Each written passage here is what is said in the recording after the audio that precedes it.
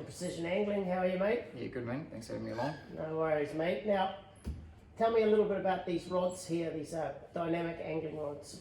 Yeah, so I've been custom building rods now for a number of years, making lots of game rods for people. And one of the biggest things that we kept getting asked for that wasn't really available on the New Zealand market was a rod with silicon carbide guides with just a roller tip.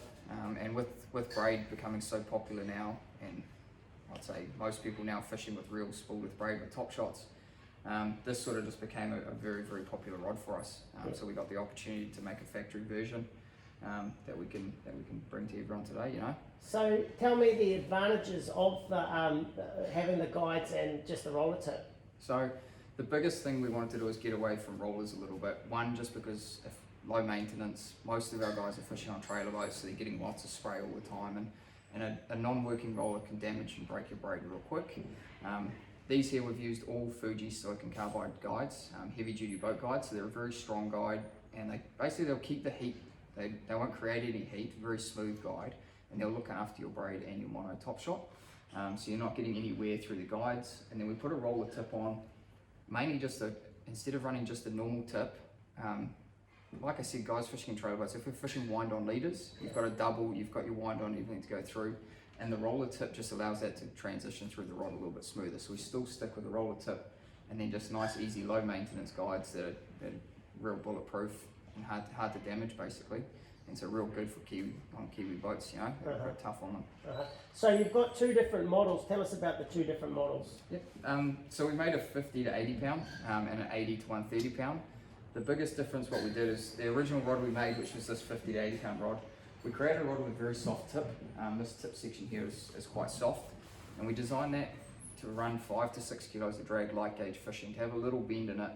So when we're driving on the fish or when we're fighting the fish, we still have a bend in the rod to tell the driver and everything what's going on, but extremely powerful butt section, which is why we rated it up to 80 pounds, because it can handle easily up to 80 pound drags. And then after that, we decided to build an 80 to 130 pound rod, much heavier rod, which is a lot stiffer, and that's designed to run sort of 12 to 13 kilos on strike and still have heaps of lifting power in the butt section. Yeah, so that's the rod that I run day in, day out fishing on Spellbound. And for me, the choice was I wanted a rod that I could fish sword fishing, I could fish heavy tackle, big hook fishing, and I could also fish light gauge fishing as well. So that one really fitted me. Now, what I found with a lot of the rods that I've fished with in the past is once you get a lot of drag on these rods, you actually just end up bending the rod. It has no lifting power. They start bottoming out. Yeah, and I've definitely found with both of these rods that they have got exceptional power. Yeah, and that's what we wanted, because the biggest problem is like, especially with this rod, when you've got a little bit of drag on, it's nice, but the trouble is if you get a fish that dies on you, or if you need to lift the fish and put some heavy drag on it, even when we're light gauge fishing, if a fish gets tail wrapped and dies and we want to lift it, we need to put 20 kilos of drag on it. Yes. If we're fishing 80 pound, we're putting a big amount of drag on it to lift the fish off the bottom. The rod still has to be able to handle it, and that's what we've tried to create with these rods. So these rods are all glass blanks. Tell us about the reasoning behind the glass. So we chose a glass blank over a carb blank, mainly for game fishing, because the rods themselves are very lightweight. They don't weigh a lot, even though it's a glass blank, so you don't need something light because you're often harnessed in. But we wanted something that was incredibly strong in the tip section, so that when guys are going and grabbing a leader, they can actually point load the tip of the rod and you don't have any fear of it breaking or blowing up in your face, was the idea behind that. And a glass blank is incredibly strong. They're incredibly robust blanks. They can be thrown around the boat, they can be thrown in the cabin, and they don't damage very easily like a carbon rod. Yeah. So they're just good in small trailer boats in New Zealand where you're a little bit rougher on your gear, you know? Yeah, which is very, very important. Yeah, which is most guys, when a rod goes off and everything goes crazy, rods are being thrown around, so it needs to be looked after. Yeah. So where can everybody get one of these rods from?